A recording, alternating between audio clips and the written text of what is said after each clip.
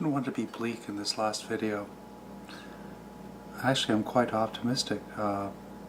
It seems to me that if I could be fully honest about myself, to myself, and with those that surround me, that there are so many other opportunities available for the exploration of sensuality and those ecstatic moments that we build our notion of everything with. Maybe I'm being too wordy. I don't know, as I said many times, where I'm going. Slowly I admit to myself that I have to close off the past, that I have to say goodbye to the dissatisfactions. I have to say goodbye to those senses of obligation that really didn't fit who I was, and that was ill-serving everybody I knew. Intimacy should be intimate. It shouldn't be an act. And quite simply, I was trying to say in this last video that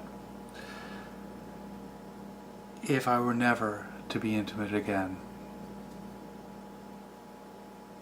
but traded that for being who I was, that would be satisfaction enough.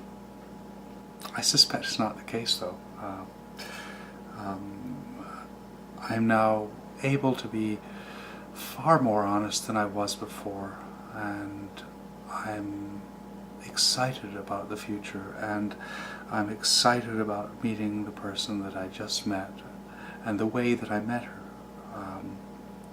From the very moment that I met her, I was absolutely honest about what I was. That I was on a path to becoming what I always was. That's kind of convoluted. I told her I wanted to be a girl. I told her that I was a girl, and that was what she was going to have to deal with if she was going to deal with me.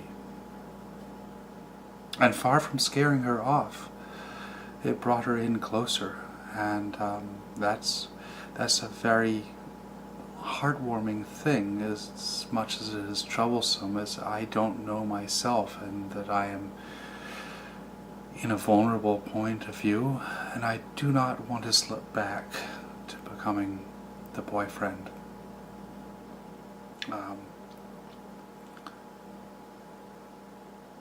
But that's not going to happen. I'm on another trajectory. What's confusing me now is something that should have been obvious. The women that I've chosen to spend time with, and years at times with, have been wonderful human beings, people whom I wish to emulate in every possible way.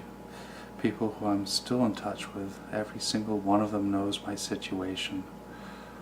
Much as she might have wished that I were the man that she wished that I could have been. That I wished that I might have been able to be. She was always somebody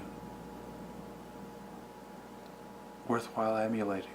And that was one of the attractive features for me. As I move forward, though, as I move into myself, whatever that is, and thank you, Samantha, for calling me a trans woman. I really, that's kind of thrilling. Because I don't know what to think of myself, but what is clear is that as I move forward, the opportunities for me to think about intimacy and sexuality have much expanded.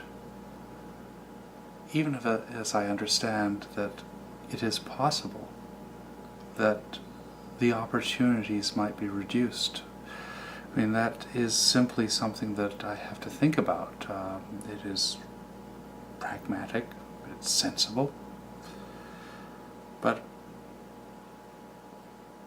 I think there are signs that it's obvious that a whole new world has opened up for me, and that perhaps I shouldn't worry about these things at all. In fact, I'm not worrying about them. What I'm concerned about is being pushed backwards, encountering a crisis that might push me back into that box that I was stored within. That role, whose lines that I know that I can play.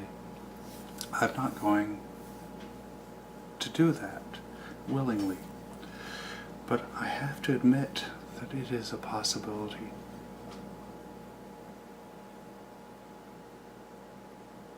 Part of the reason I'm making these videos is to make sure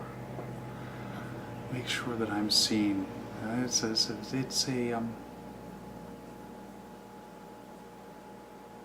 It's a diary as well.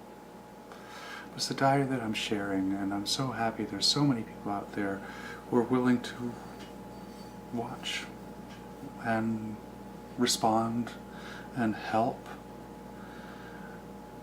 And I want to thank you for all that. I mean, I really appreciate it.